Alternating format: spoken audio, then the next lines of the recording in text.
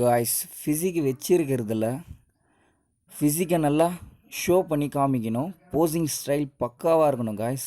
நம்ம எவ்வளோ பெரிய ஃபிசிக் வச்சுருந்தாலும் நம்மளுடைய போசிங் ஸ்டைல்னால தான் நம்மளுக்கு நல்ல ஒரு பிளேஸ்மெண்ட் கிடைக்கும். இது வந்து நான் mister Tamil Nadu junior category 55 kg கேட்டகிரியில் கோல்டு பண்ணேன். என்னுடைய போசிங் ஸ்டைல் தான் முக்கால்வாசி எனக்கு ப்ளஸ்ஸாக இருந்தது. ஒவ்வொரு போசிங்கும் அவ்வளோ அழகாக பொறுமையாக காமிக்கணும் காய்ஸ். அதோடையும் ரொம்ப இம்பார்ட்டன்ட், நம்ம மேலே நம்ம நம்பிக்கை வைக்கணும். நம்மளை நம்ம நம்பணும். ஃபஸ்ட்டு ஃபுல் போசிங்கும் காமிக்கணும். என்னென்ன போசிங் நம்ம எந்த மாதிரி காமிச்சோம் மசிலெலாம் நம்ம கிளியராக காமிக்குமோ அந்தளவுக்கு நம்ம கிளியராக ஷோ பண்ணி காமிக்கணும் ஜட்ஜஸ்க்கு.